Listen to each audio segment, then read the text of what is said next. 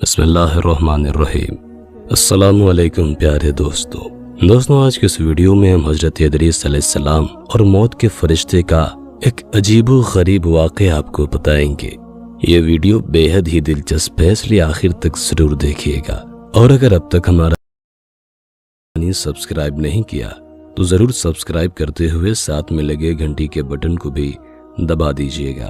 سیدنا ادریس علیہ السلام ایک دن اپنے کام سے فارغ ہو کر بیٹھے تھے کہ ملک الموت آدمی کی صورت میں مہمان کے طور پر رات کو حضرت ادریس علیہ السلام کے دروازے پر آ پہنچے۔ حضرت ادریس علیہ السلام ہمیشہ روزہ رکھنے والے انسان تھے۔ جب شام ہوتی افطار کے وقت آپ کا کھانا جنت سے آتا، جس قدر چاہتے کھا لیتے، باقی کھانا پھر جنت میں چلا جاتا۔ اس دن کا کھانا جب آیا تو حضرت ادریس علیہ السلام نے وہ کھانا اس مسافر کو پیش کر دیا، لیکن مسافر نے کچھ نہ کھایا اور قدم پر قدم رکھ کر عبادت کرتا رہا۔ حضرت ادریس علیہ السلام ان کا یہ حال دیکھ کر بہت متاثر ہوئے کہ یہ کون شخص ہے۔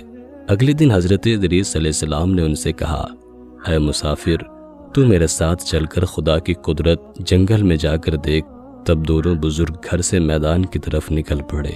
چلتے چلتے گیہوں کے کھیت میں جا پہنچے۔ موت کے فرشتے نے کہا کہ چلو چند گوشے گیہوں کے لے کر دونوں کھاتے ہیں۔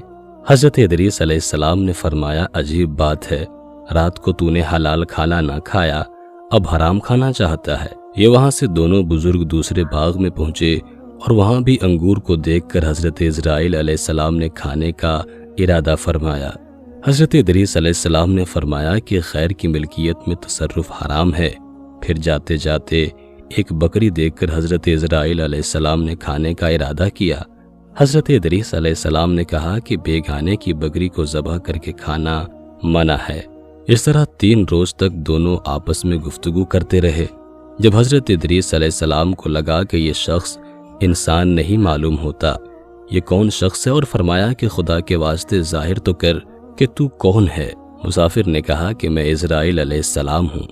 حضرت ادریس علیہ السلام نے فرمایا کہ سب مخلوقات کی جان تم ہی نکالتے ہو۔ انہوں نے کہا کہ ہاں۔ ادریس علیہ السلام نے فرمایا، تم شاید میری جان قبض کرنے آئے ہو۔ انہوں نے کہا، نہیں، میں تو تمہارے ساتھ خوش طبعی کرنے آیا ہوں۔ حضرت ادریس علیہ السلام نے کہا کہ 3 دن سے تو میرے ساتھ ہے، کیا اس وقت بھی تو نے کسی کی جان قبض کی ہے؟ وہ بولے، تمام روحوں کو قبض کرنا ہمارے ہاتھ میں ایسے ہے جیسے تمہارے دونوں ہاتھوں کے نیچے روٹی رکھی ہوئی ہو، یعنی جس کی موت کا حکم ملتا ہے اللہ پاک کے حکم سے میں ہاتھ بڑھا کر اس کی جان قبض کر لیتا ہوں۔ اور بولا، اے حضرت ادریس علیہ السلام، میں چاہتا ہوں کہ تیرے ساتھ رشتہ داری قائم کروں۔ حضرت ادریس علیہ السلام نے فرمایا کہ میں تیرے ساتھ رشتہ داری قائم کروں گا، آپ مجھ کو روح قبض کرنے کی کرواہٹ سکھا دیں تاکہ مجھے زیادہ خوف ہو اور عبرت ہو، میں اپنے خالق کی اور بھی زیادہ عبادت کروں۔ ملک الموت نے کہا کہ میں اللہ کی خوشی کے بغیر کسی کی جان قبض نہیں کر سکتا۔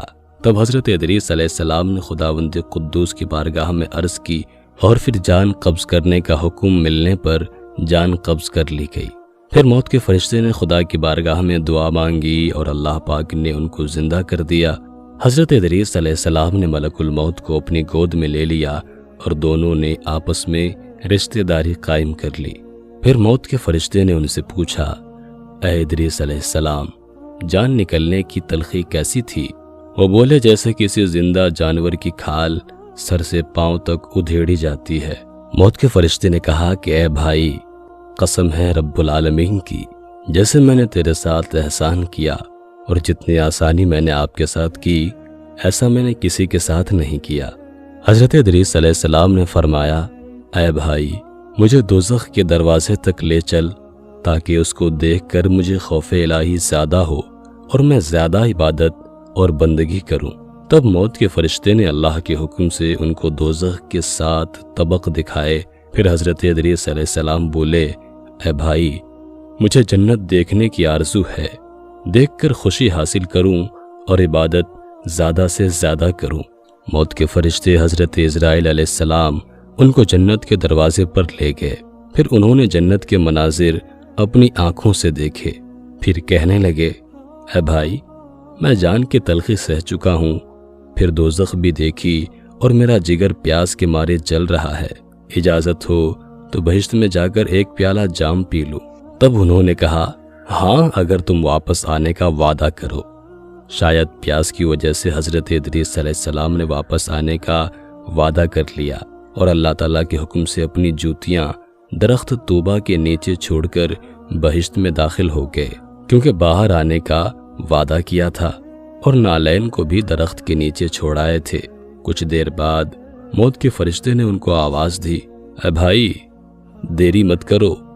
تو جواب میں حضرت ادریس علیہ السلام نے فرمایا، اے مہربان، اللہ تعالیٰ فرماتا ہے کہ ہر نفس کو موت کا مزہ چکھنا ہے۔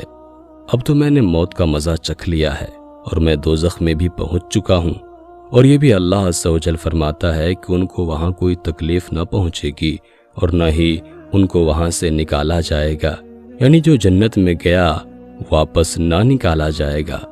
اے بھائی اب میں ہرگز نہیں آؤں گا۔